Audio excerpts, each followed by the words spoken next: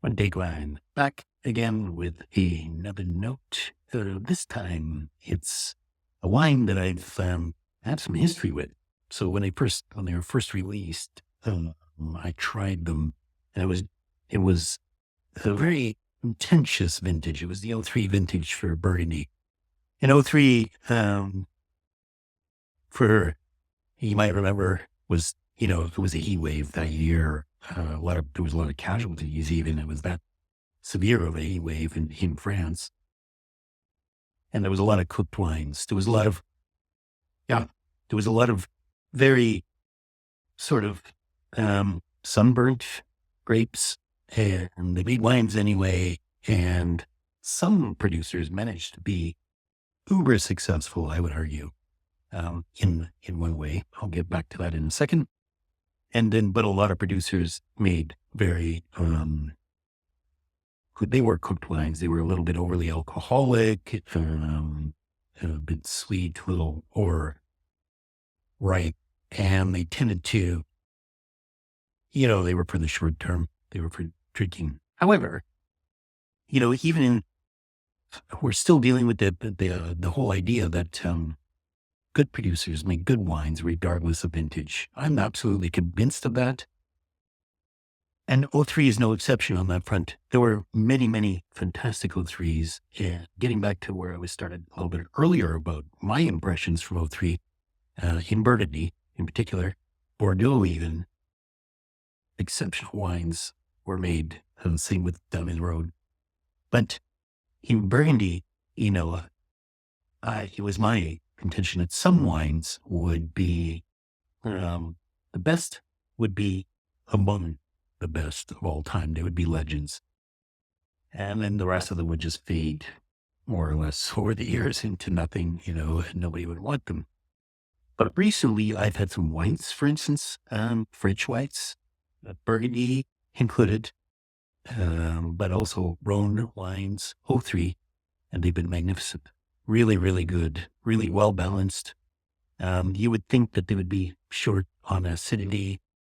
They were not the most high acidity wines. I'll go along with that, but at the same time, they were rich, spectacularly bodied, had a presence, unlike white wines. But very few white wines have sort of this disposition about them.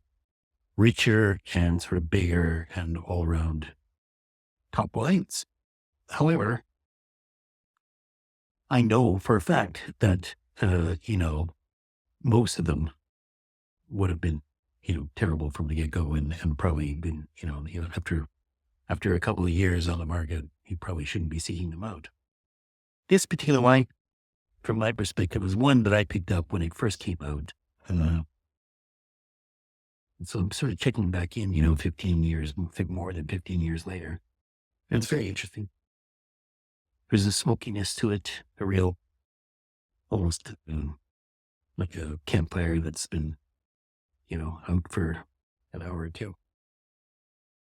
And then some sort of those stewed Italian cherries, in that syrup. I forget what they're called. But it is a kind of a black cherry, liqueur syrup type of feel to it, which, kind of makes sense considering that vintage. It is an '03.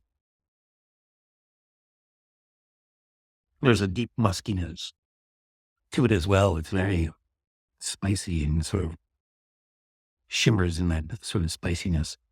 And in the mouth, very, very tannic. There's a almost Italian tannic, I would argue. A carpet of tannins. They're not aggressive, but they do carpet and they do kind of take over the finish, very drying finish. So it starts off with that very delicious fruit, sweet fruit. And it almost right away gives way to a Tannenbaum. A Royal Tannenbaum. Surprisingly less long than I expected. I expected a little bit more length. This wine was made by Benjamin Leroux. When I bought it, I thought it was a wine. It was going to be by Pascal Marchand. And that's why I'm sort of going through the back catalogs a little bit, trying to find, good producers, stuff like that.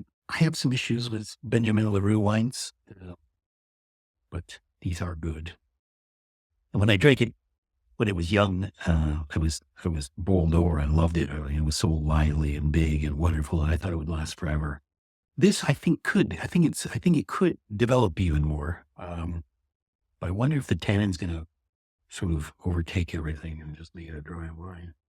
I didn't think that from the beginning, but now, sort of as a teenager, maybe.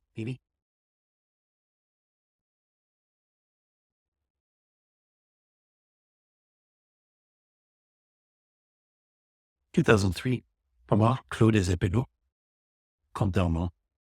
And these are always, they're always big wines, I think, it's a Pommard. So you don't want to drink them too young. And yet the '03, when I drank it young, was magnificent. Really enjoyed it.